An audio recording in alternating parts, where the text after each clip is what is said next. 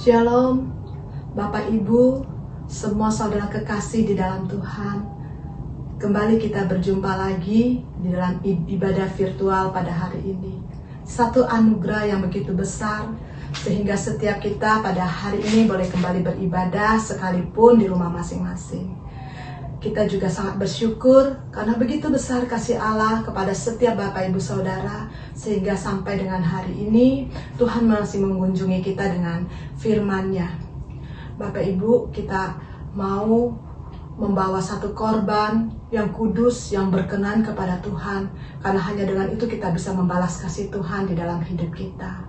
Bapak Ibu, kita tahu ya, sekalipun hari-hari ini kita terbatas, sekalipun hari-hari ini kita nggak bisa datang beribadah bersama-sama, tapi satu hal yang kita tahu, Tuhan hadir di setiap ibadah, Tuhan hadir di dalam setiap rumah tangga, Tuhan hadir di dalam setiap pribadi-pribadi untuk melawat kita yang mengasihi Dia. Bapak Ibu, mari kita alaskan ibadah kita pada hari ini dengan doa. Mari kita berdoa. Bapa di dalam surga, kami mengucap syukur Tuhan. Kami tahu Tuhan, hari-hari ini dengan segala keterbatasan, anak-anak-Mu mau datang untuk memuji dan memuliakan nama-Mu. Terlebih lagi Bapa, kami mau datang Tuhan untuk mendengarkan firman-Mu. Kami mau datang untuk lebih kuat di dalam Engkau. Kami mau datang Tuhan untuk mempersatukan roh, jiwa, dan tubuh kami dengan roh-Mu Bapa. Supaya Tuhan, di tengah-tengah dunia ini kami tidak tersesat. Terima kasih Bapa, sebab itu kami tahu Tuhan, berfirmanlah bagi kami. Karena Engkau berfirman, maka semua itu jadi Bapa. Yang sakit Tuhan sembuhkan, yang lemah Tuhan beri kekuatan baru, yang butuh pengharapan, Tuhan yang menjadi pengharapan. Terima kasih Bapa Surgawi, berkati hamba-Mu yang akan menyampaikan kebenaran firman-Mu bagi kami semua, yang menjadi perpanjangan tangan-Mu bagi kami semua Bapa. Bungkus tutup hamba-Mu dengan kuasa darah-Mu. Terima kasih Bapa, terima kasih Tuhan Yesus. Kami mau tabiskan ibadah kami pada pagi hari ini hanya di dalam nama Allah Bapa, Allah Anak, dan Allah Roh Kudus, di dalam nama Tuhan Yesus Kristus. Sama-sama kita katakan amin. Tuhan Yesus memberkati kita. Selamat beribadah Bapak Ibu.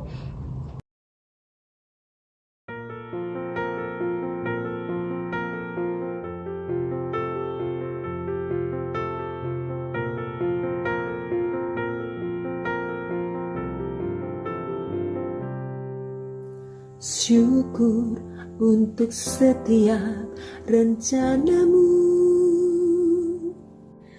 dan rancangan-Mu yang mulia.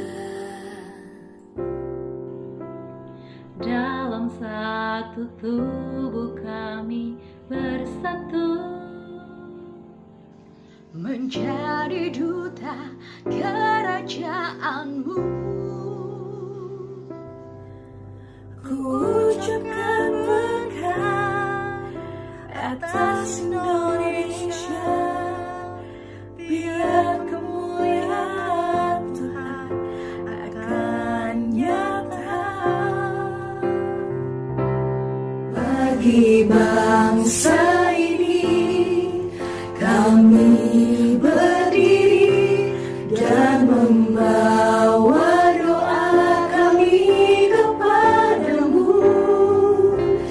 sesuatu yang besar pasti terjadi dan mengubahkan negeri kami. Hanya nama-Mu Tuhan ditinggikan atas seluruh bumi.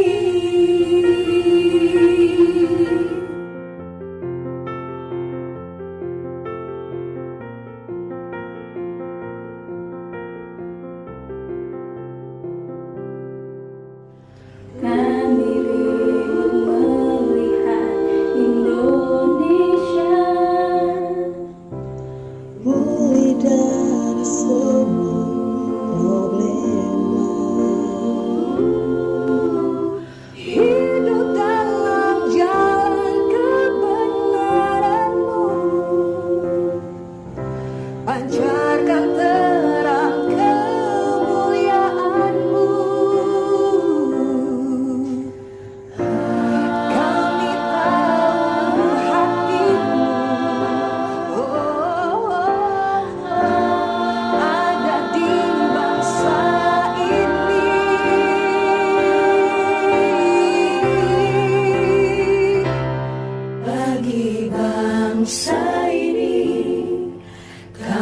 ingin berdiri dan membawa doa kami kepadamu.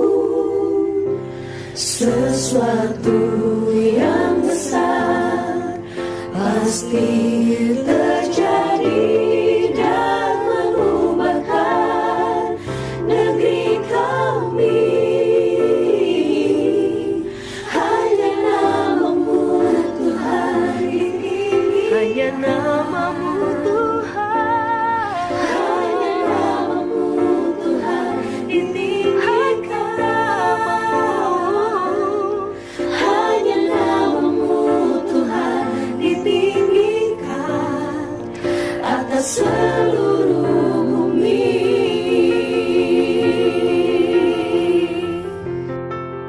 Mari kita bersama-sama Jemaat GBIS Sangkakala Balikpapan saling menopang, mendoakan bangsa kita. Semoga COVID-19 segera berlalu.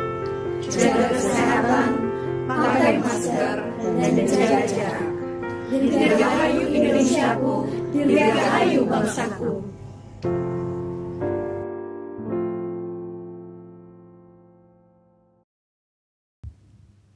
Shalom Bapak Ibu, mari kita berdoa untuk kita mendengarkan firman Tuhan. Bapa yang baik, kami buka hati kami pada hari ini untuk mendengarkan firman-Mu.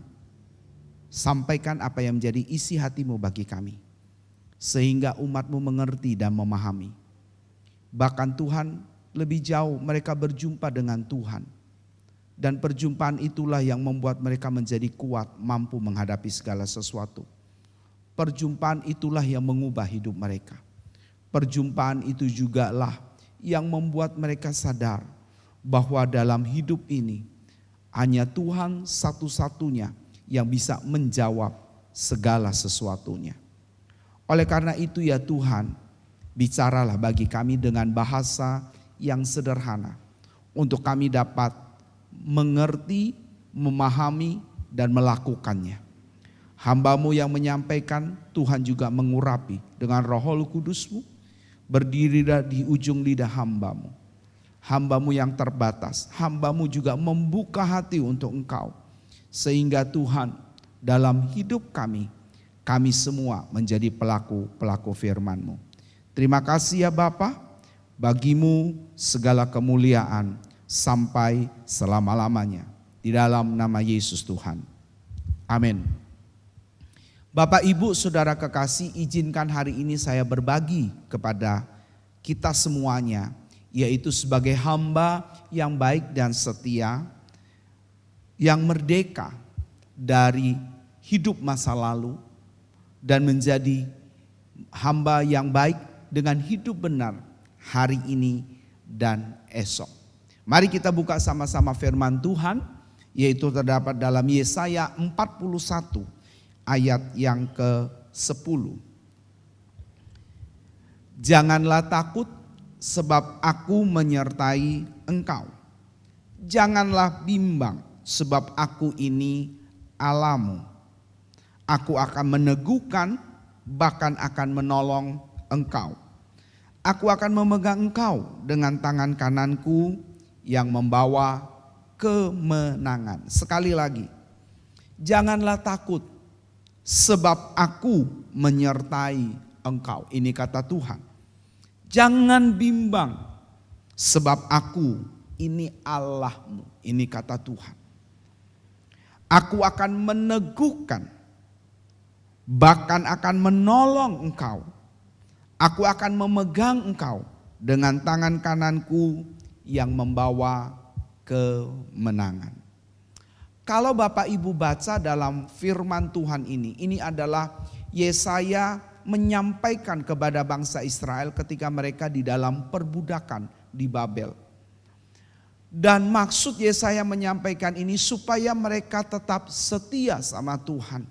Walaupun nanti 70 tahun kemudian baru mereka keluar dari Babel, dari perbudakan.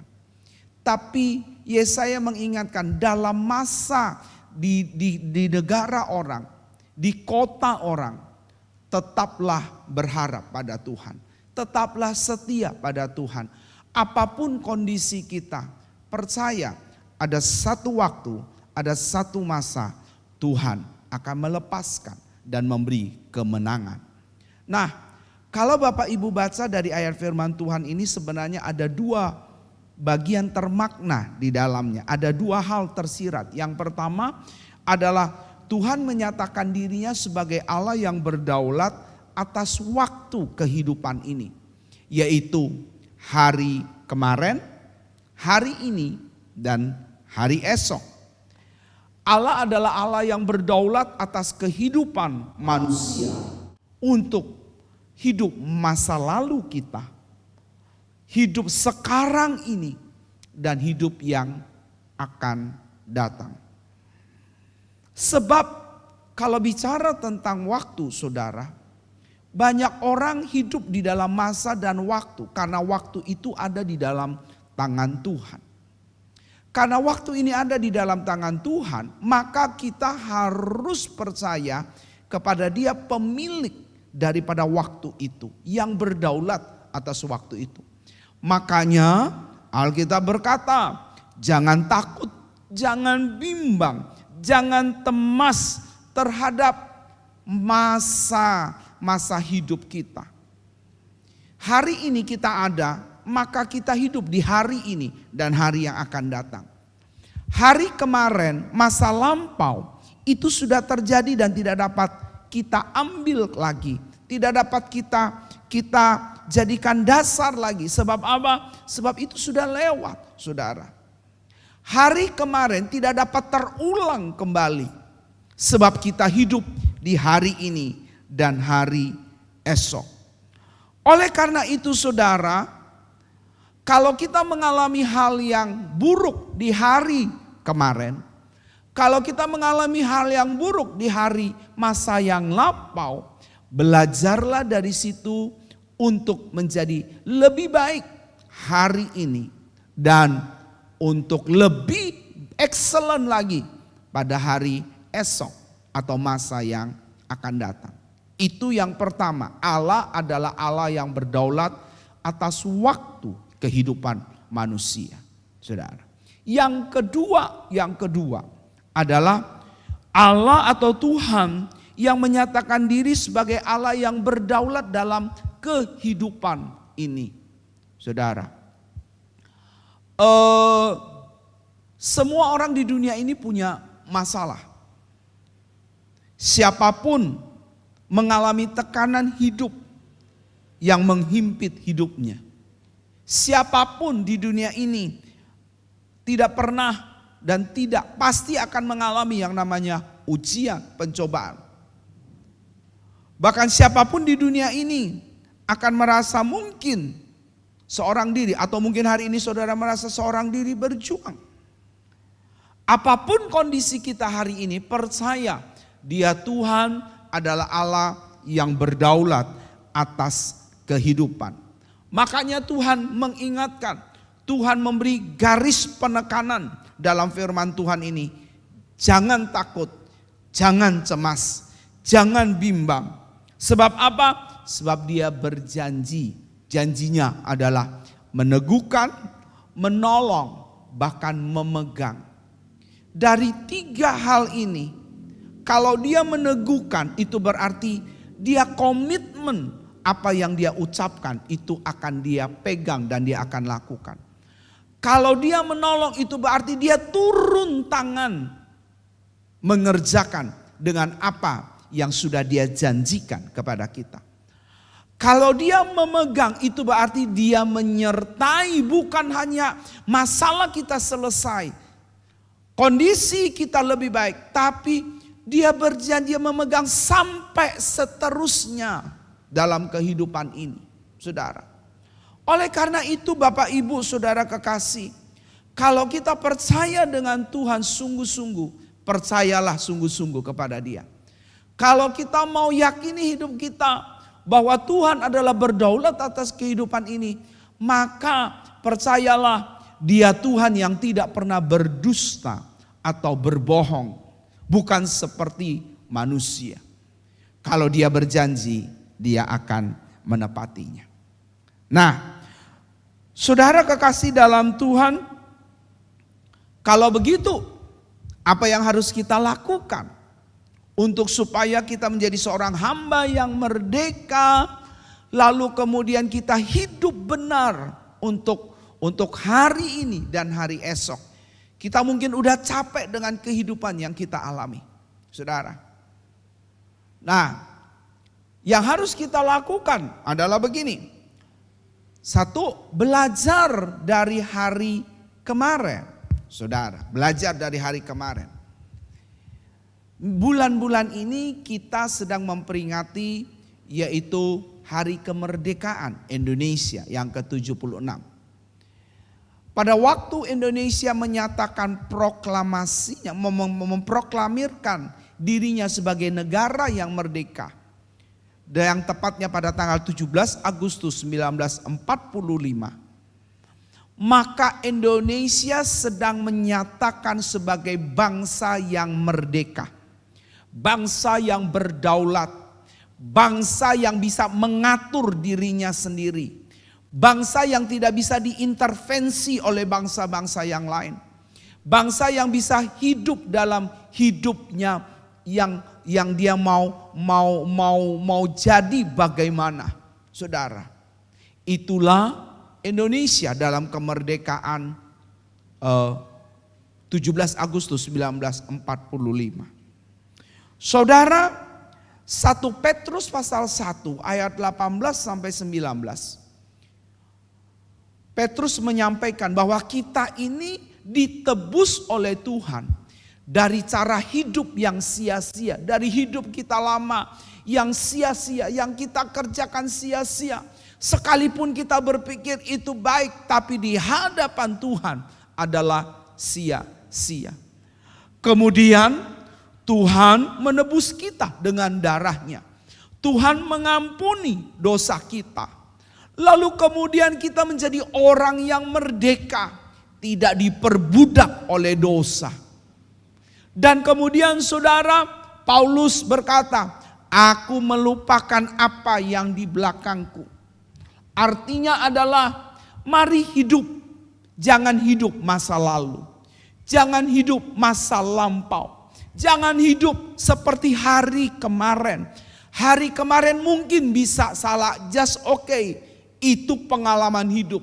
Tapi hari ini dan hari esok, belajarlah menjadi orang yang benar. Kemarin jangan terulang kembali. Saudara, itu yang Tuhan inginkan untuk kita lakukan. Sebab apa? Sebab kalau kita tidak melupakan, kalau kita tidak tetap hidup pada masa lalu, tetap berpikir pada hari kemarin, kita tidak akan pernah maju. Sebab apa? Waktu kita mau maju kita kepikiran kemarin begini, akhirnya kita takut, akhirnya kita bimbang, akhirnya kita cemas, dan kita tidak akan pernah maju-maju. Segala sesuatu yang kita mau kerjakan untuk ke depan, itu berarti kita siap menghadapi perubahan demi perubahan. Sebab kalau orang mau maju, sebab orang kalau mau berubah, sebab kalau orang mau hidup dengan hari ini tidak bisa hidup kemarin, maka kita harus berubah. Berubah apa? Berubah ke arah yang lebih baik. Memang masa lalu tidak bisa kita lupakan. Memang masa lalu tidak bisa kita tutupi. Tapi masa lalu kita bisa perbaiki dengan hidup hari ini dan esok. Jangan hidup masa lalu. Memang masa lalu seperti yang tadi saya bilang kita tidak bisa lupakan dan kemudian kita tidak bisa hapus. Tetapi itu sebagai pembelajaran bagi kita. Dan kita tidak perlu malu dengan hidup masa lalu kita. Sebagaimana Tuhan terima kita apa adanya. Masa lalu kita Tuhan tahu. Dan kemudian Tuhan dengan berani menerima kita apa adanya. Hal yang pertama yang harus kita pahami, jangan hidup masa lalu. Jangan hidup masa lalu walaupun masa lalu memang ada. Walaupun hari kemarin itu terjadi, kita tidak bisa tutupi dan kita tidak bisa lupakan. Mungkin juga kita akan malu, saudara. tapi tidak perlu hidup di masa lalu. Kita harus berani tampil dan berkata, memang kemarin saya lakukan kesalahan, itu kebodohan saya yang saya lakukan. Tapi hari ini saya mau memperbaikinya. Ketika kita berani berkata demikian, ketika kita berani menghadapi demikian, percayalah Tuhan tersenyum kepada kita. Dan manusia bisa memahami, sebab apa? Tidak ada manusia yang tidak pernah melakukan kesalahan. Semua manusia pernah mengalami kesalahan. Semua manusia pernah mengalami hidup yang tidak baik. Dan mereka terus mau memperbaikinya. Supaya apa? Menjadi hidup yang lebih baik.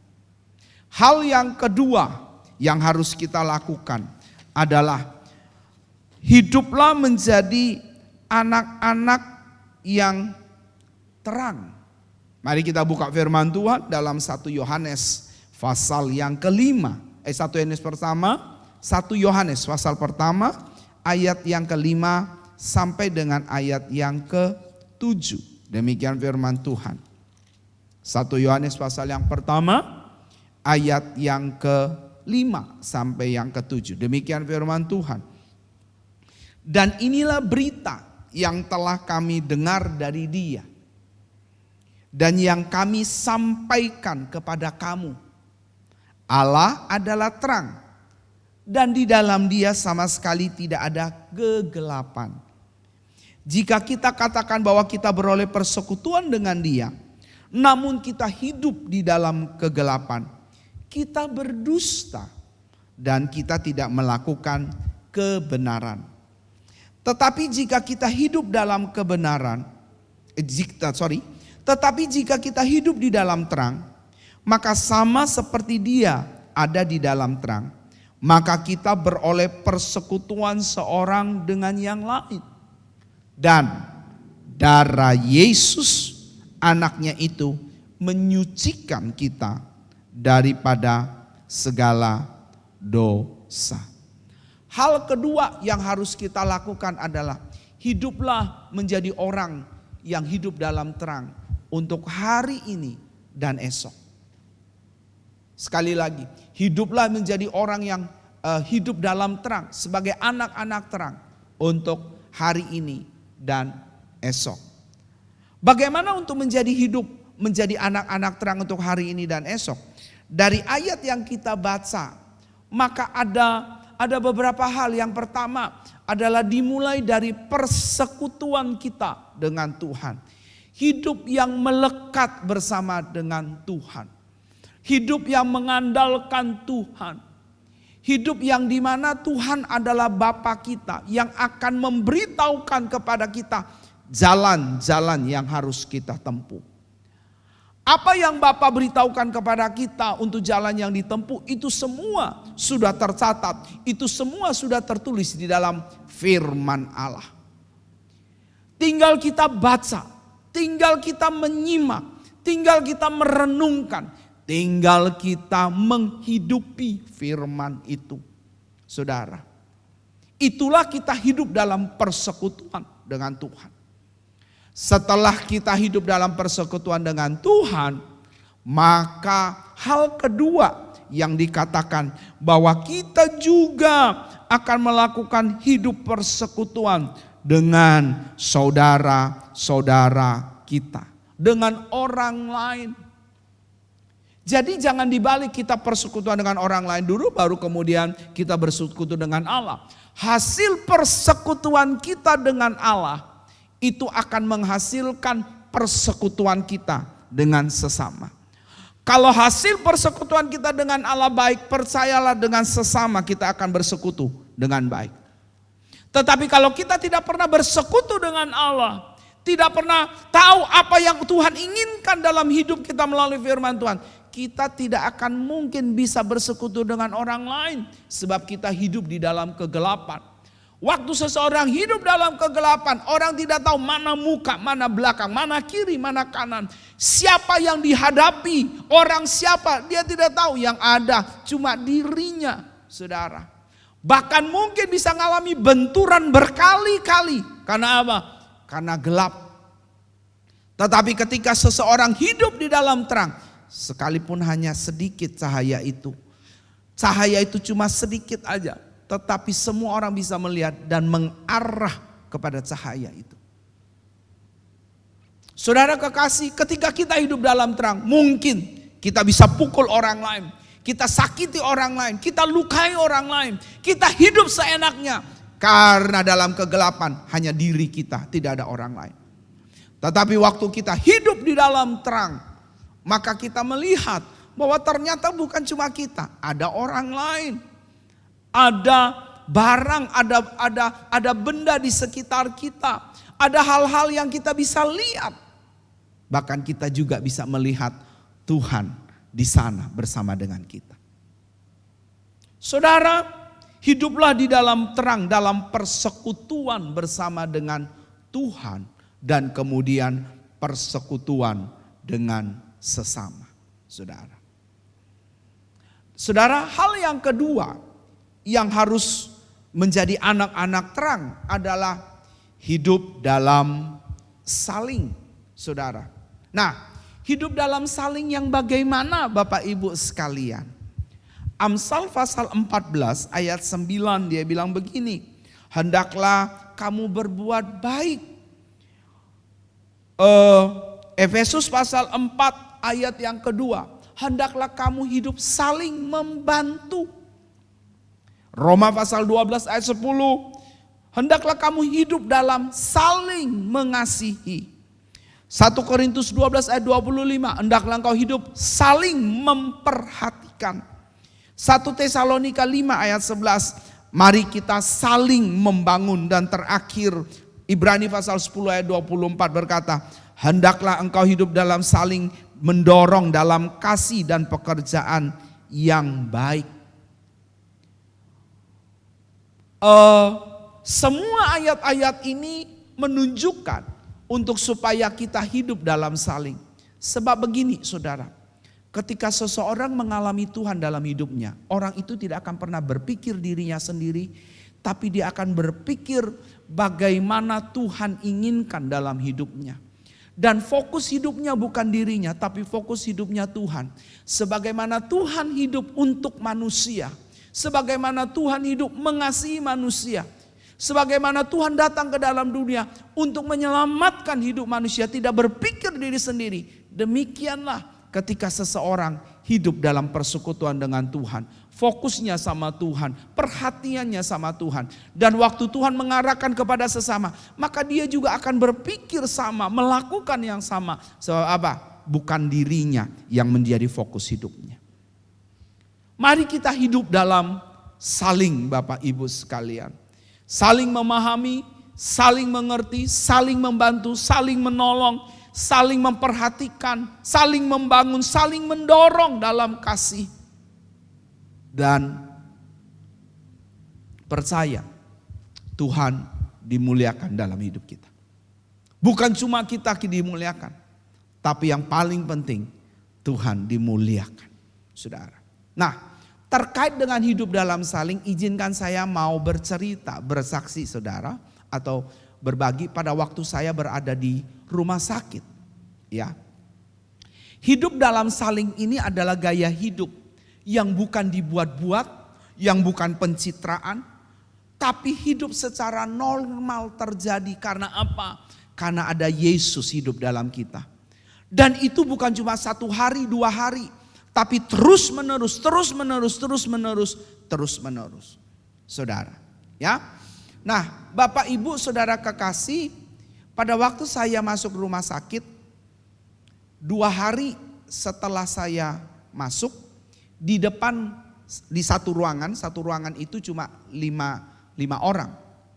Di dalam ruangan itu kebetulan baru 4, jadi masih ada 4 orang, masih ada 1 ranjang yang belum terisi. Di depan saya itu ada 1 bapak, dia COVID, lalu kemudian komorbid gula, ya, ada penyertanya penyakit gula. Lalu pada sekitar jam 5, setengah 5, jam 5 begitu, bapak itu mencoba untuk bangun, gitu ya. Pada waktu mungkin dia bangun, entah bagaimana tiba-tiba bangun sekali dia nggak bisa. Tapi dia usahakan. Lalu kemudian pada waktu bangun kedua dia jatuh. Jatuhnya itu bukan di lantai tapi jatuhnya itu di ranjang. Jadi otomatis bunyi debuk begitu loh. Nah pada waktu bunyi jatuh itu agak keras, saya terbangun. Pada waktu saya terbangun saya ngelihat bapak itu di dalam itu nggak bisa apa-apa, mencoba apa semuanya, tangannya udah agak gemetar begitu. Lalu kemudian saya perhatikan teman di sekitar saya yang ada pasien yang lain. Pasien itu cuma tidur gitu ya, cuek gitu loh. Entah mereka dengar atau tidak, tapi saya yakin mereka pasti dengar karena suaranya itu keras. Tapi enggak bangun, enggak mau tahu gitu. Nah karena saya ngelihat kayak begitu, otomatis saya bangun. Kemudian saya coba lihat bapak itu. Lalu kemudian saya coba untuk perbaiki posisinya. Supaya apa? Supaya bapak itu enak. Karena saya belum tahu gitu. Pada waktu saya mau memperbaiki itu berat bapak ibu.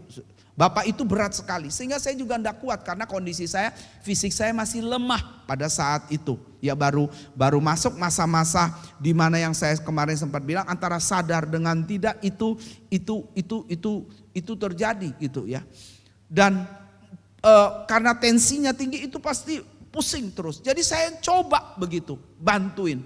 Tapi nggak bisa. Akhirnya apa yang saya lakukan? Saya panggil perawat. Sus, saya bilang sus, tolong sus. Nggak dengar. Saya teriak lagi sus, tolong sus dengan keras. Mungkin biar orang lain juga dengar enggak apa-apa. Karena apa? Saya butuh pertolongan untuk bantu orang itu. Pada waktu saya panggil itu, suster itu segera datang. Karena mereka pakai APD semuanya. Lalu ngelihat bapak itu. Lalu mereka berdua memperbaikinya. Dan pada waktu mereka memperbaikinya, dia coba memompa tubuh bapak itu.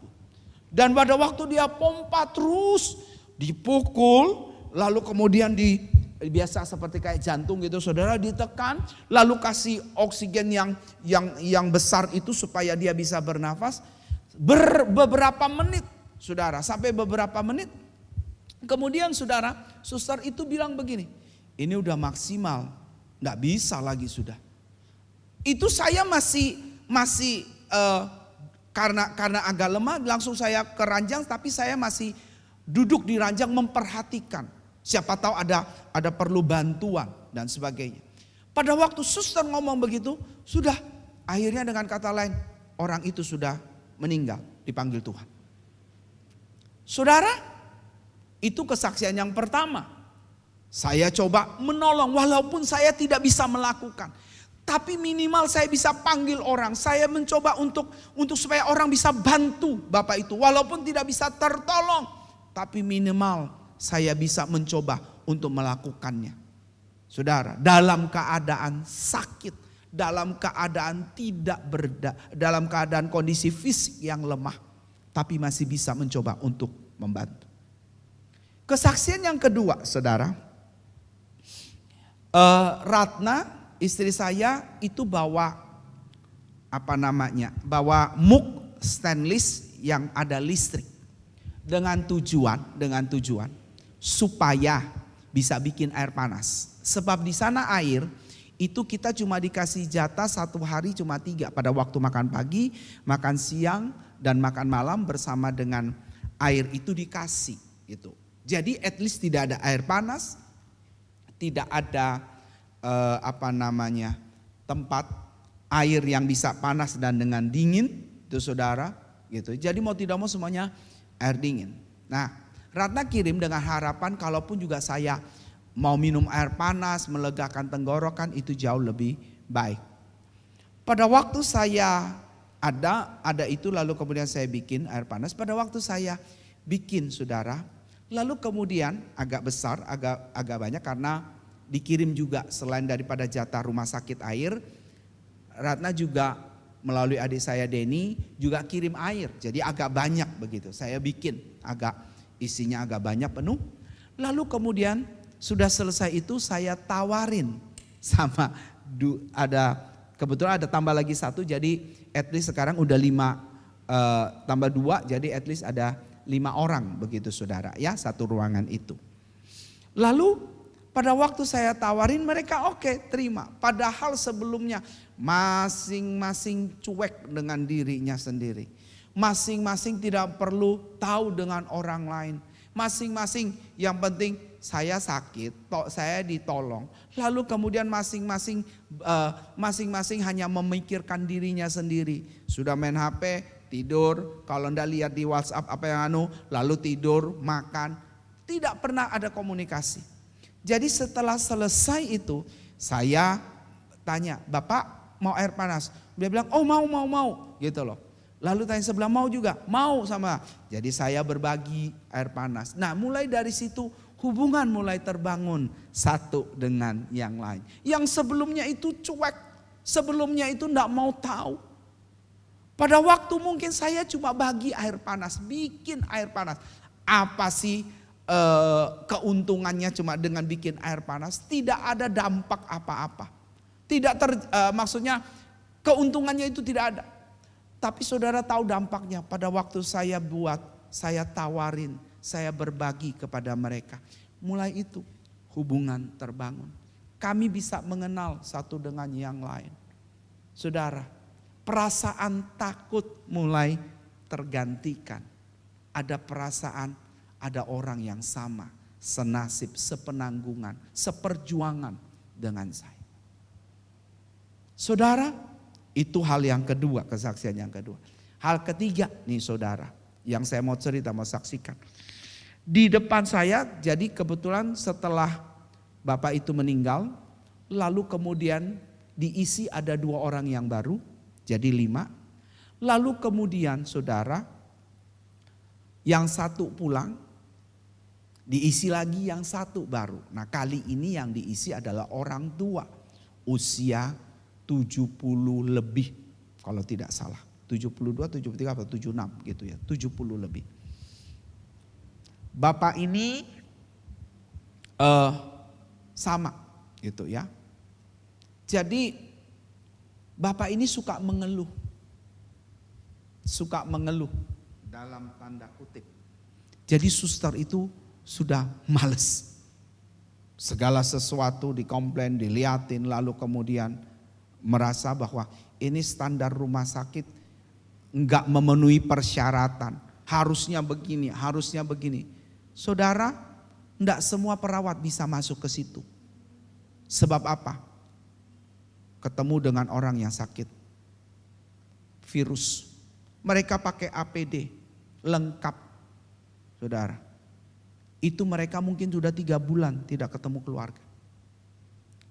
5-6 orang perawat harus mengurus 8 kamar yang masing-masing 5.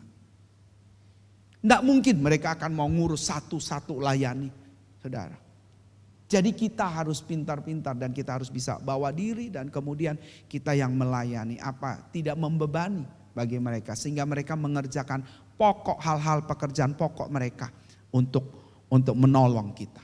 Nah bapak ini banyak permintaan. Akhirnya pada satu pagi dia itu batuk, lalu kemudian setelah batuk dia itu mau buang air tapi tidak bisa, ketahan begitu saudara. Lalu dia bilang, "Sus, tolong saya nggak bisa begini."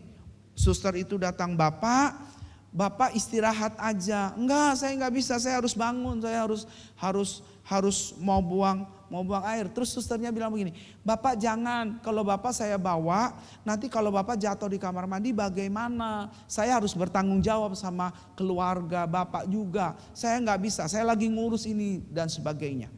Akhirnya saudara, dari itu saya coba mendekati Bapak itu. Saya tanya, "Pak, Bapak mau apa?" "Saya itu setiap pagi itu harus buang air. Entah buang air kecil, entah buang air besar." Dan dia bilang begini, standarnya rumah sakit harusnya suster itu ngantarin kita, layani kita.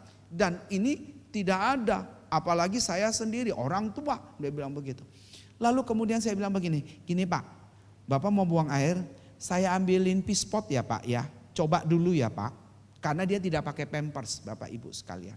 Ya tidak pakai pampers. Bagi Bapak Ibu yang nanti kalau seandainya ada orang tuanya masuk rumah sakit gitu ya, supaya tidak merepotkan mereka harus bolak-balik masuk kamar mandi, sebaiknya dibelikan pampers untuk orang tua gitu ya. Itu untuk lebih memudahkan mereka. Dia tidak beli pampers. Jadi saya ambil pispot. Setelah ambil pispot itu, waktu saya kasih, kan pispot itu ada 2 macam. Ada yang pispot untuk buang air kecil aja, kayak plastik, saya bawa itu. Lalu kemudian saudara, dia coba, enggak bisa ini, gitu loh. Nah itu saya baru dikasih donor plasma agak lebih baik saudara, jadi agak ada tenaga. Enggak bisa ini. Begitu dia bilang enggak bisa, mau tidak mau saya harus, mana ini ya, cari lagi keluar dari kamar, cari lagi di kamar mandi, karena kamar mandi itu kurang lebih ada 15-17 meter dari ruangan itu.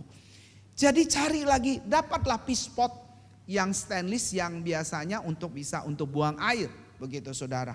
Ambil lagi, coba pakai ini Pak, gitu loh. Ambil lagi, coba pakai ini. Lalu kemudian Bapak itu bilang, ini juga nggak bisa. Lalu dalam hati saya, pantesan aja suster ini tidak mau karena segininya. Tapi saya coba untuk bisa memahami, saudara.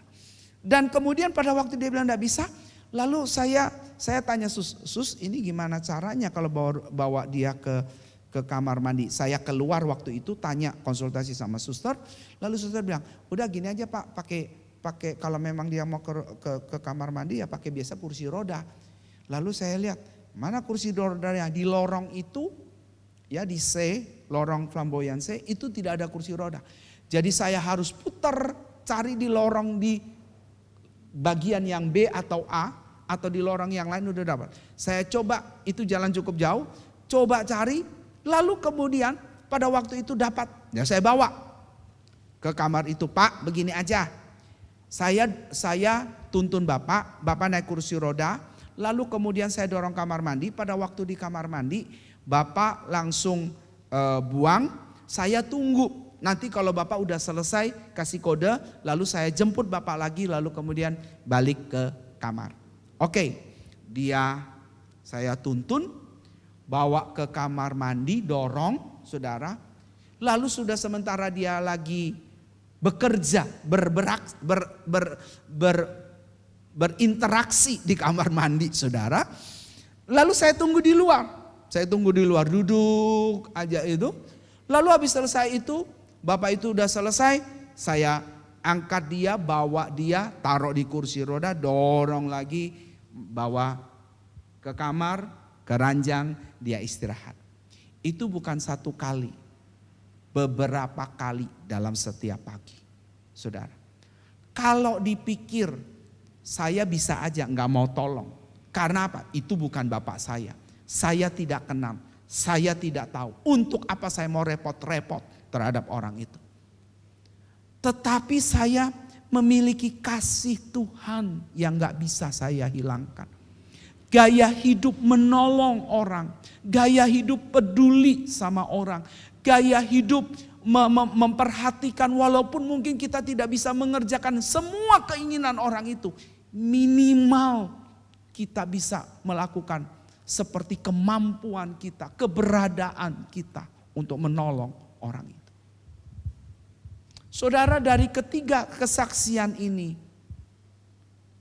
saya ingin menyampaikan, itulah ketika kita hidup di dalam terang, hidup dalam saling, tidak melihat agama, tidak melihat suku, tidak melihat dia orang kaya atau orang miskin. Karena saya juga tidak tahu, karena kita semua sama dalam kamar itu. Siapapun yang masuk, semuanya dianggap pasien yang sama, penyakit yang sama, kondisi yang sama. Saya juga tidak melihat dia kaya atau dia orang tua atau anak-anak atau orang muda. Sebab apa? Sebab waktu ada Yesus dalam hidup kita, maka Yesuslah yang bekerja dalam hidup kita.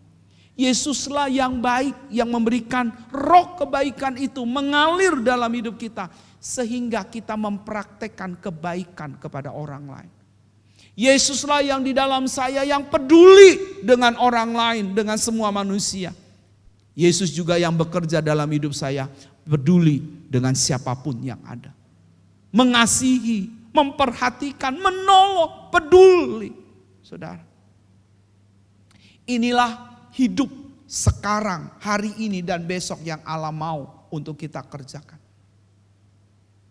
Saudara, kalau kita bisa mengerti dan memahami hal ini, percayalah kita menjadi hamba yang baik dan setia, yang merdeka dari hidup masa lalu. Mungkin masa lalu kita cuek, kita tidak mau tahu dengan orang lain, kita cuma hidup diri sendiri. Tapi hari ini ketika kita jumpa dengan Tuhan, hidup kita diubahkan. Dan hari esok ketika kita mengalami Tuhan dalam hidup kita, kita semakin disempurnakan oleh Tuhan. Dan hidup kita menjadi hidup yang lebih berarti. Bukan cuma diri kita, tapi untuk orang lain. Oleh karena itu saudara, di akhir daripada apa yang saya sampaikan hari ini, mari kita menjadi hamba yang merdeka dari hidup masa lalu kita.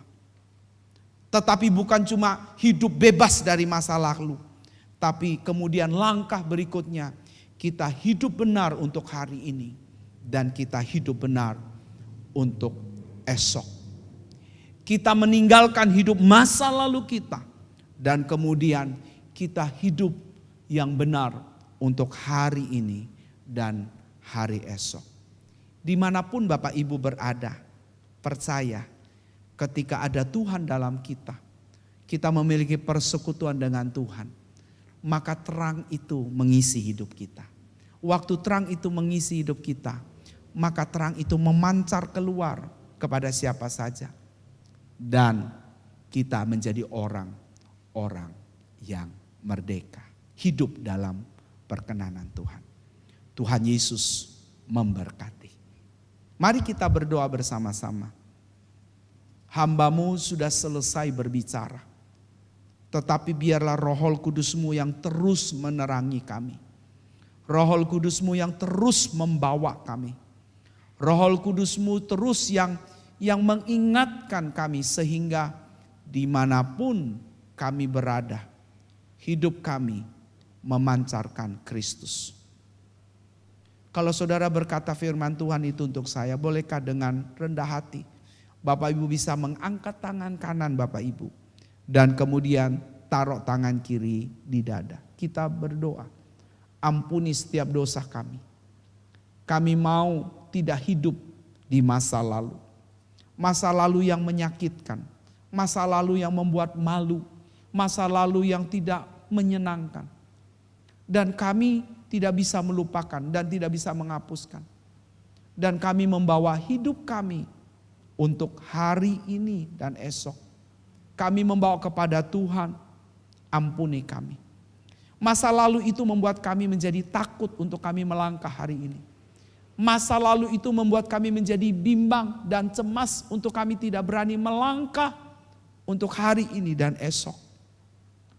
Masa lalu yang membuat kami menjadi tidak berdaya, terlilit, terikat. Tetapi hari ini kami berkata, kami mau merdeka. Merdeka di dalam Engkau. Merdeka melalui darah-Mu. Merdeka melalui pengorbanan-Mu di kayu salib. Sehingga kami menjadi manusia-manusia yang merdeka. Hidup dalam kebenaran-Mu. Tuhan, kami berdoa. Setiap pribadi hadirlah bersama dengan kami. Jadilah Tuhan. Menjadi terang dalam hidup kami.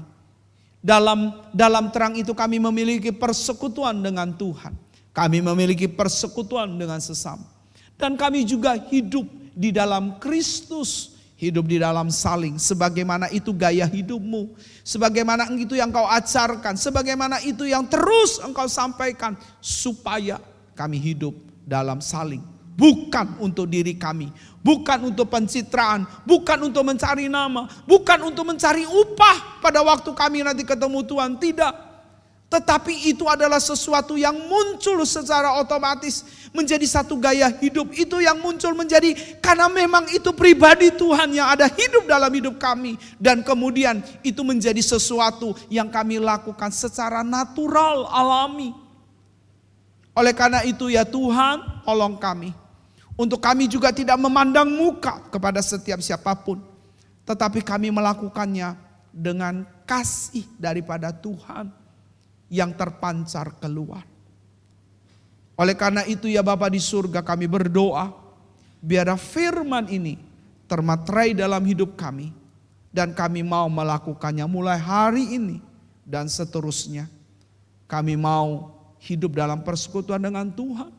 Persekutuan itu membawa persekutuan dengan sesama. Dan tanpa kami sadari, kami hidup di dalam saling. Terpuji nama-Mu ya Tuhan. Bagimu segala kemuliaan, hormat dan syukur. Di dalam nama Yesus kami berdoa. Amin. Shalom, selamat pagi Bapak Ibu yang dikasihi Tuhan Yesus. Pagi ini saya dan keluarga ingin menyaksikan kebaikan dan kemurahan Tuhan Yesus dalam kehidupan kami. Terutama beberapa waktu yang lalu saya terkontaminasi dengan virus COVID, sehingga saya harus isolasi mandiri. Kejadiannya pada hari Sabtu tanggal 12 Juni, saya sudah merasakan gejala-gejala sakit kepala. Terus kemudian sorenya saya juga mengalami sedikit demam. Sehingga hari Minggu kami putuskan untuk tidak ibadah secara tatap muka.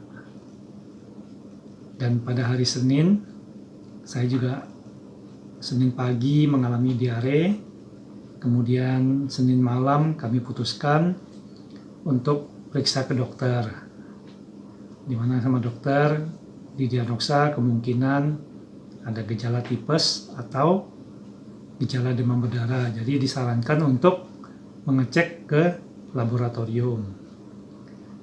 Dan pulang dari dokter malam itu saya minum obat. Hari Senin, hari Selasa, saya menghadiri acara wisuda anak kami Elo, sehingga kami sebagai perwakilan orang tua untuk pelepasan anak. Dan siangnya kami masih menerima tamu dari keluarga teman anak kami. Kemudian hari Rabu saya istirahat karena badan masih kurang enak. Hari Kamis saya masih merasakan ada demam lagi. Sampai hari Jumat tanggal 18 Juni, sehingga saya putuskan untuk memeriksa ke laboratorium. Dari hasil pemeriksaan, tipes dan DB-nya negatif. Nah, rapid antigennya saya positif. Kemudian saya lanjutkan ke tes PCR malam itu juga. Dan hasilnya positif. Dan kemudian Jumat malam istri saya kemudian berkomunikasi dengan dokter untuk meminta obat. Kemudian hari Sabtu, Minggu, dan Senin saya mulai merasakan nafsu makan saya hilang. Tetapi penciuman masih normal, batuk tidak ada, hanya demam dan lemas saja. Nah, pada saat hari Sabtu, Minggu, dan Senin itu saturasi oksigen saya menurun, sehingga saya sedikit mengalami semacam halusinasi, tidur tidak nyaman, duduk juga tidak enak, sehingga itu membuat saya sedikit down sebenarnya. Tapi saya tetap berdoa bahwa Tuhan pasti menolong saya, Tuhan pasti menyelamatkan saya. Dan setiap bangun pagi, saya selalu mendengarkan lagu-lagu rohani, kemudian beraktivitas seperti biasa di dalam rumah, melakukan terapi hingga 1 minggu ke depan saya sudah mulai normal kembali lagi. Nah, itu yang saya alami mengenai, mungkin bisa dilanjutkan sama istri saya yang selalu mengamati dan membantu dalam penyediaan ini. Ya, setelah suami saya dinyatakan positif, kemudian kami berinisiatif juga saya dites pada malam itu yang tanggal 18 itu. Hasilnya saya pada saat itu tanggal 18 masih negatif. Kemudian kami sampai di rumah dan kami putuskan untuk kita suami saya isolasi mandiri di rumah gitu ya. Jadi suami saya tidur di kamar bawah, kemudian saya dengan anak-anak kami tidur di kamar atas gitu ya. Selama beberapa hari itu mungkin karena kita kaget ya, ini pertama kali gitu, nggak pernah terbayangkan dalam kami karena selama ini kami tidak banyak aktivitas yang kami lakukan di luar, tapi kenapa tiba-tiba bisa terjadi gitu. Jadi itu sempat juga buat kami shock juga gitu ya. Tapi ya kami bersyukur pada saat kami ngalami gitu, kami hanya bilang oh ya sudah, oh terima kasih Tuhan buat apa yang sudah Tuhan izinkan terjadi buat kami.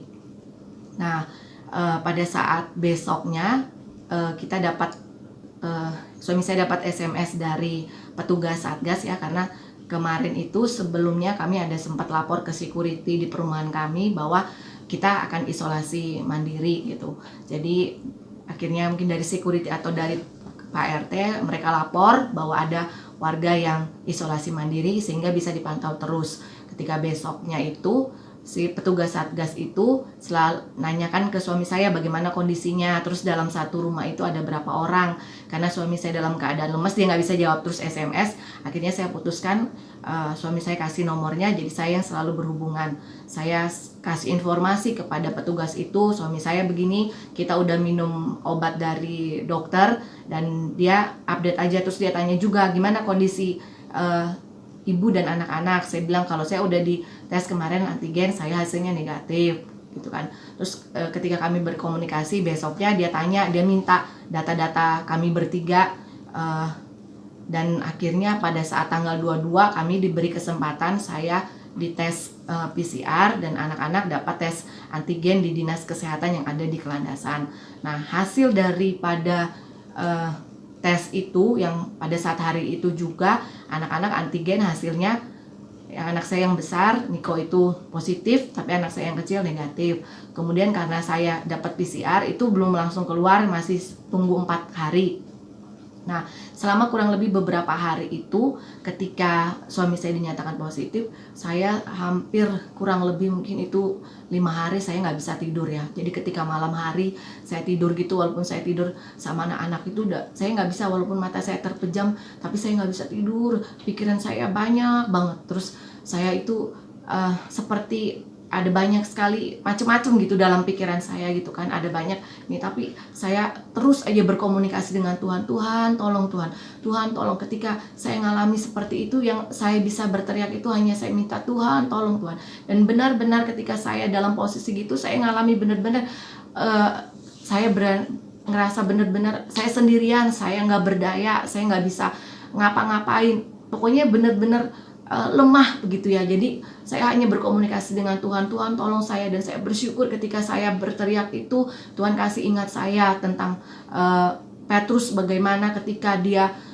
melihat Tuhan ketika pada saat dia berjalan di atas air, dan ketika dia ragu itu dia jatuh, tapi ketika dia hanya fokus pada Tuhan dia bisa melewati. Tuhan juga ingatkan saya bagaimana ketika wanita pendarahan 12 tahun dia jamah jubah Yesus aja dia sembuh. Nah itu yang membuat saya menjadi kekuatan buat saya. Saya berpikir Tuhan, wanita 12 tahun pendarahan itu saya tahu di dalam organ-organ tubuhnya itu mungkin banyak sekali mungkin yang gak berfungsi yang menyebabkan dia sampai ngalami pendarahan 12 tahun. Tapi Tuhan sanggup menyembuhkan dia, dan saya percaya bahwa Tuhan juga sanggup. Mungkin secara logika kalau kita dengar berita-berita itu kan ada yang banyak begini menakutkan segala macam, logika yang kami lihat mungkin aduh kayaknya nggak menjanjikan, tapi saat itu Tuhan kuatkan saya.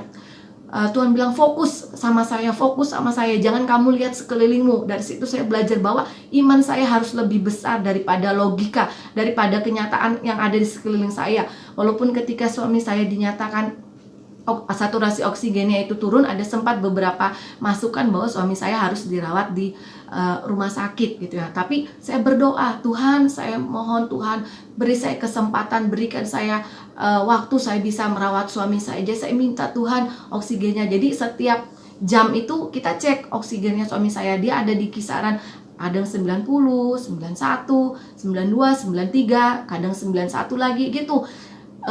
Saya sempat ada berkomunikasi dengan keluarga suami saya. Terus dia tanya, "Anti, tanyain aja sama Mama Rudi, kalau dia mau ke rumah sakit ya nggak apa-apa, tapi kalau dia nggak mau dan dia masih bisa fit, ya udah gitu, di rumah aja gitu kan, semua kembali," katanya gitu kan. "Tanya aja sama Mama Rudi gimana." Pada saat saya tanya dia bilang, "Enggak, saya mau di rumah aja, karena di rumah mungkin lebih terpantau gitu ya, karena saya setiap jam, setiap waktu itu kita ada banyak, dia harus minum vitamin ini, dia makan obat dokter, terus saya kasih ramuan. ya, ada minum ramuan juga, ada minum air kelapa juga, semua udah kami lakukan gitu ya. Jadi yang saya mau saksikan bagaimana kebaikan Tuhan, bagaimana pertolongan Tuhan yang luar biasa ketika benar-benar kita ngerasa sendirian, kita nggak berdaya apapun, di situ ada Tuhan yang menolong saya. Dan saya juga menyaksikan bagaimana pertolongan Tuhan itu ketika kami mengalami sakit ini selama kurang lebih hampir 1 bulan kami 1 bulan mungkin setengah. kami isoman ya. Kalau mungkin ada yang langsung terkena itu langsung zret semuanya gitu ya, langsung 4-empatnya ini, dan kami ini bertahap gitu loh. Seminggu. Iya, suami saya dulu gitu kan, Seminggu baru kemudian. anak saya, terus kemudian lewat berapa waktu saya gitu kan. Nah, dan ini yang luar biasanya, setelah kami semua ini bertiga negatif, anak saya yang kecil kan sempat kami taruh di kamar atas. Jadi dia hanya turun kalau dia mau mandi gitu kan. Makanan saya taruh di atas gitu ya, dan dia ambil, dia makan di atas gitu kan. Setelah kami semua sudah negatif berapa hari, 2 hari itu dia baru turun. Begitu dia turun dan dia bergabung dengan kami, astaga, kami nggak pernah ngebayangin, kami pikir itu semua sudah baik, sudah clear gitu ya. Tapi ternyata iya, kami juga sudah fogging rumah itu, baik di kamar atas, baik di kamar bawah, ruangan semua kami sudah fogging gitu ya. Dan kami pikir sudah ini. Ternyata 2 hari setelah dia bergabung, keesokan harinya, terus tiba-tiba dia bilang, "Mami, badan saya nggak enak gitu kan. Terus saya sakit kepala gitu." Aduh, saya sudah, ya ampun Tuhan, astaga, kami baru bisa istilahnya bernafas gitu, karena kami bertiga baru melewati hampir kurang lebih 2-3 minggu gitu ya. Terus tiba-tiba anak saya yang kecil ini gini gitu kan. Akhirnya ya udah kami putuskan, suami saya dan anak saya yang besar di atas, saya nemenin anak saya di kamar bawah. Nah, pada saat dia ngalami sakit ini, itu dia ada gejala yang berbeda. Di hari keempat itu anak saya keluar ruam merah satu badan, seperti itu campak ya, seperti campak itu. Aduh, nah itu yang jadi saya khawatir. Pas malam-malam itu dia bilang, "Mami, badan saya ini gatal banget, terus perih banget."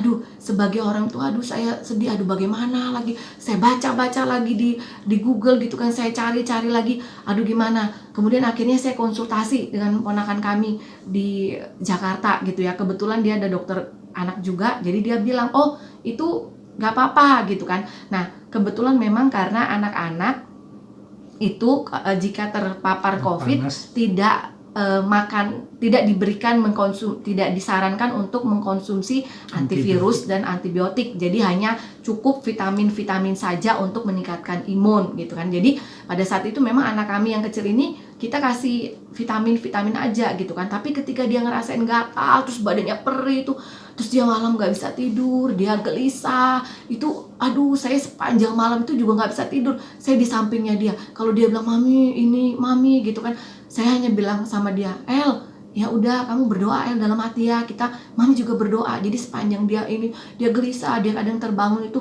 saya hanya bilang, "Tuhan, tolong Tuhan anak saya, Tuhan, tolong anak saya Tuhan." Terus saya teringat Tuhan bilang, perkataan iman gitu kan. Saya berdoa, "Tuhan, terima kasih Tuhan untuk kesembuhan yang Kau berikan buat anak saya. Terima kasih Tuhan." Ketika badannya gatal-gatal itu, akhirnya kami ambil inisiatif, kami belikan bedak kayak Herosin gitu ya. Jadi pas itu saya gosok gitu ya, kalau pas pagi sama malam tuh saya gosok satu badannya dia sampai pipi-pipinya itu juga sempat ada merah, baik di badannya dia, di kakinya dia, saya gosok dalam nama Yesus. Terima kasih Tuhan atas kesembuhanmu, terima kasih Tuhan kau jaga setiap organ-organ tubuh anak saya itu. Jadi hampir kurang lebih ada sekitar 4 atau 5 hari itu tubuhnya itu merah-merah. Tapi puji Tuhan, ada 2 hari ketika kami kasih minum yang air kelapa dicampur madu, air jeruk, lemon dan garam itu, merah-merah di dalam tubuhnya itu berkurang, dari badannya itu mulai bersih, sampai yang terakhir tuh sisa kaki-kakinya aja. Dan itulah yang kami saksikan bagaimana pertolongan Tuhan yang luar biasa. Kalau kami bisa berempat, kami ngelewati masa-masa yang sukar ini, kami percaya itu semua karena kebaikan Tuhan, itu semua karena campur tangan Tuhan. Nah, ada satu hal lagi, ketika kami ngalami selama kurang lebih 1 bulan lebih itu, sebenarnya itu jadwal kami itu padat. Kami harus ngurus ke anak saya yang kecil itu baru lulus sekolah, dan kami harus daftar gitu ya, harus ke sekolah, harus datang gitu kan. Tapi ternyata Tuhan itu begitu luar biasa gitu ya. Tuhan itu atur. Tuhan kasih orang-orang baik di sekitar kami, dan ketika kami cerita dengan ibu guru, semuanya bisa diatur. Kami hanya kirim file-file semuanya dan bisa dibantu sehingga segala sesuatunya berjalan dengan lancar. Ada banyak hal kebaikan Tuhan yang Tuhan kerjakan setelah kami mengalami isoman itu. Dan kami juga bersyukur kami punya saudara-saudara seiman, kami punya keluarga komsel juga yang luar biasa. Mereka mendoakan kami, mereka support kami, mereka begitu luar biasa. Kami juga berterima kasih buat Bapak Gembala, Ibu Gembala, serta Wakil Gembala yang mereka mendoakan kami juga, mereka mensupport kami juga. Itu hal yang luar biasa bagi kami, karena benar-benar kayaknya pertama kami ngeblank waktu pas awal itu, ini penyakit kita nggak pernah nyangka-nyangka. Kami ngebayangkan. Saya sempat waktu saya tidur itu, saya bilang sama anak-anak saya, aduh boleh nggak ya, saya bilang gitu, Tuhan ini kayaknya mimpi deh, besok pagi ketika saya bangun kita semua normal kembali, kita semua sehat-sehat. Tapi ternyata ketika kita besoknya bangun semua masih ini, dan itulah, aduh, tapi kami bersyukur, kami berterima kasih, itu semua karena kebaikan dan keluar biasaan Tuhan yang Tuhan kerjakan. Mungkin saat ini buat Bapak Ibu yang sedang isoman atau yang ada di rumah sakit yang menyaksikan kesaksian kami ini, kami mau beri semangat buat Bapak Ibu serta saudara-saudara sekalian. Ya, yakinlah bahwa kita ini punya Tuhan yang hidup gitu loh. Tuhan yang luar biasa, Tuhan yang ajaib. Kami satu keluarga kami menyaksikan, bukan dari kata orang lain. Kami menyaksikan sendiri bagaimana Tuhan, ya, campur tangan Tuhan dalam kehidupan kami. Iya, bagaimana Tuhan itu luar biasa. Kami ngalami bahwa Tuhan yang kami punya itu benar-benar Tuhan yang hidup gitu. Dan kami tahu kami ada di track yang benar, karena kami menyembah, kami punya Allah yang luar biasa. Jangan kita pernah ketika kita meragukan kuasa Tuhan. Karena ketika kita meragukan kuasa Tuhan, itu akan membatasi Tuhan untuk bekerja di dalam kehidupan kita gitu. Tapi ketika kita benar-benar berserah, kita benar-benar pasrah, kita benar-benar hanya berharap pada Tuhan dan kita percaya sepenuhnya, maka Tuhan akan menolong kita. Tuhan akan menolong kita, Tuhan pasti akan memulihkan kita. Tetap semangat buat semuanya. Saya percaya seluruh jemaat GBI Sangkakala yang saat ini mungkin lagi ngalami sakit, saya percaya semua akan mengalami mujizat kesembuhan. Semua akan ditolong Tuhan, semua akan dipulihkan Tuhan. Hanya kalian katakan, terima kasih Tuhan untuk kesembuhan yang diberikan. Terima kasih Tuhan, saya sudah sehat. Terima kasih Tuhan, saya pulih. Itu yang akan menjadi perkataan iman, dan itu yang akan terjadi. Ketika kita perkatakan perkataan iman, maka saya percaya itu yang akan Tuhan kerjakan. Amin. Oke. Ya, mungkin itu yang dari kami, yang bisa kami saksikan dan kami berbagi. Dan satu hal lagi yang kami percaya dan Tuhan menolong, pada tanggal 12 sampai tanggal 18 itu kami masih melakukan aktivitas, ada bertemu beberapa orang, guru-guru, dan kami berdoa bahwa orang-orang yang kami temuin itu Tuhan beri kesehatan, Tuhan beri kekuatan, tidak ada sakit penyakit, dan itu memang betul-betul kami pantau, dan memang mereka semua dalam keadaan sehat. Jadi kami bersyukur bahwa campur tangan Tuhan dalam kehidupan kami luar biasa. Dan kami percaya bahwa Bapak Ibu juga akan mengalami hal yang sama. Tetap semangat. Mungkin itu yang dari kami. Ya, Tuhan Yesus memberkati. Shalom. Selamat pagi. Kesaksian yang luar biasa yang memberikan kepada kita kekuatan. Dan biarlah kesaksian itu memberkati hidup kita. Terima kasih untuk kesaksiannya yang sangat memberkati. Mari kita akan berdoa bersama-sama. Kita mengakhiri ibadah kita pada hari ini. Segala pujian syukur bagimu. Kau hadir dalam hidupku. Kini ku datang sujud di hadapanmu, memujimu, menyembahmu. Yesus, ku menyembahmu.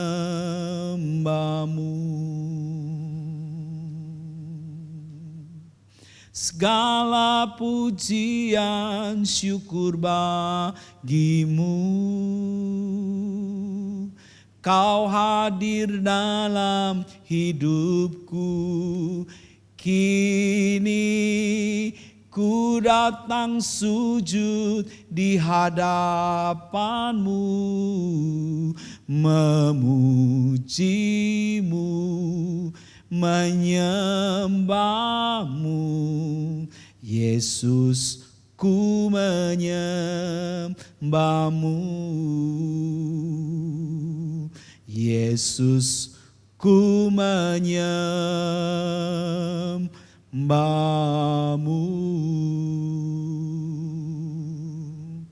Di akhir daripada ibadah hari ini, kami berdoa, Tuhan, Engkau memberkati setiap umat-Mu.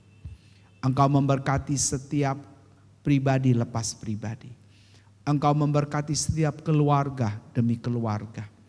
Ikat keluarga suami istri dalam kasih-Mu. Ikat anak-anak mereka menjadi satu keluarga yang utuh di dalam keluarga yang ada. Suami mengasihi istri. Istri hormat dan tunduk kepada suami. Anak-anak menjadi taat dan setia. Bahkan takut kepada Tuhan melalui orang tua. Sehingga keluarga demi keluarga memancarkan sinar kemuliaan-Mu. Kami berdoa untuk setiap pekerjaan usaha daripada anak-Mu diberkati oleh Tuhan. Disertai oleh Tuhan. Selalu ada berkat Tuhan yang tersedia.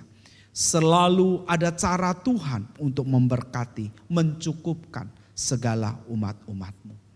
Kami juga berdoa ya Tuhan untuk seluruh aktivitas-aktivitas mereka semuanya. Sehari-hari biarlah Tuhan juga menolong, menyertai. Kehadiran mereka menjadi berkat bagi orang lain. Tuhan nyata, Tuhan menyertai, Tuhan berjalan bersama mereka, Tuhan menuntun mereka dari waktu ke waktu. Kami berdoa ya Tuhan untuk seluruh jemaat GBIS Sangkakala dimanapun berada. Tuhan, Engkau jamah mulai dari anak-anak sampai kepada orang tua. Mereka apapun kondisi mereka, Tuhan tolong sertai. Yang sakit Tuhan sembuhkan mereka. Yang susah Tuhan hiburkan mereka. Yang putus asa mereka mendapatkan ada kekuatan baru, ada semangat yang baru. Mereka yang berada dalam persimpangan jalan, Tuhan menunjukkan jalan-jalan itu kepada mereka sehingga mereka kuat menghadapi segala sesuatu. Mereka tidak lagi menjadi takut sebab mereka percaya hari ini dan esok ada Tuhan yang memegang tangan mereka. Tuhan, kami juga berdoa dalam situasi kondisi ini, cukupkan segala kebutuhan keperluan mereka. Tuhan, Engkau ada, Engkau menyatakan diri-Mu. Secara khusus kami berdoa untuk saudara-saudara kami yang terpapar COVID. Biarlah Tuhan Ketakutan itu sirna, digantikan dengan pengharapan di dalam Yesus Kristus Tuhan. Mereka tidak takut menghadapinya. Sekalipun mereka di isoman ataupun di rumah sakit, mereka percaya bahwa penyakit ini bukan untuk membuat mereka jauh dari Tuhan, tetapi justru membawa mereka dekat sama Tuhan. Menyadari bahwa hidup ini Tuhan Yesuslah yang berdaulat atas kehidupan, atas waktu yang ada. Tuhan, kami berdoa Engkau jamah satu demi satu, dimanapun mereka berada. Pak Julius Tuhan jamah dan lawat. Keluarga ini dalam kasih karunia anugerah, pulihkan seluruhnya. Kami juga berdoa ya Tuhan untuk setiap jemaat-Mu dimanapun mereka berada. Tuhan jamah dan lawat. Tuhan memberkati, menolong. Tuhan juga menuntun. Oma Ratna, Civera, Ibu Narti. Bahkan Tuhan yang mungkin kami belum sebutkan satu demi satu. Tuhan lawat. Tuhan menyertai Pak Sanjaya juga dengan anugerah daripada Tuhan. Tuhan, kami berdoa selama masa pandemik ini, Tuhan memberi hikmat bagi pemerintah kami, wali kota kami, presiden kami. Diberkati kota Balikpapan menjadi kota yang sehat dan sejahtera. Diberkati Indonesia menjadi negara yang makmur dan sejahtera. Apalagi dalam bulan ini kami sebentar memperingati di minggu-minggu ini kemerdekaan Indonesia yang ke-76. Biarlah waktu kami bangsa ini merdeka, maka kami juga menjadi orang-orang yang merdeka di hadapan Tuhan. Kami berdoa Indonesia diberkati oleh Tuhan. Indonesia mengalami Tuhan. Indonesia mendapat lawatan Tuhan. Bolehkah Bapak Ibu dalam beberapa menit, mari kita mengangkat tangan kita untuk Indonesia. Mari kita memberkati negara ini. Kita tinggal di negara ini. Dan Alkitab berkata kesejahteraan daripada negara ini adalah kesejahteraan kita. Mari kita berdoa.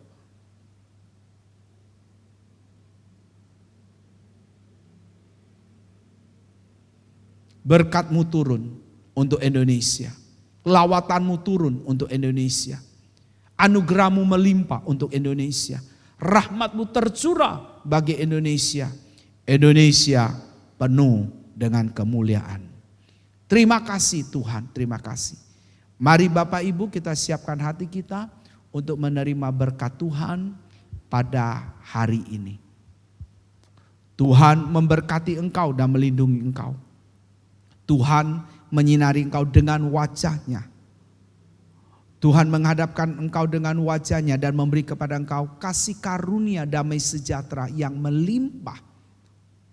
Dengan berkat daripada Allah Bapa di surga, dalam cinta kasih daripada Tuhan Yesus Kristus, dan lewat persekutuan dengan kuasa Roh Kudus, menyertai Bapak Ibu sekalian, mulai hari ini, seterusnya, bahkan sampai selama-lamanya. Amin. Tuhan berkati Bapak Ibu sekalian. Selamat hari Minggu, selamat beraktivitas, jadilah berkat bagi sesama kita. Tuhan Yesus memberkati.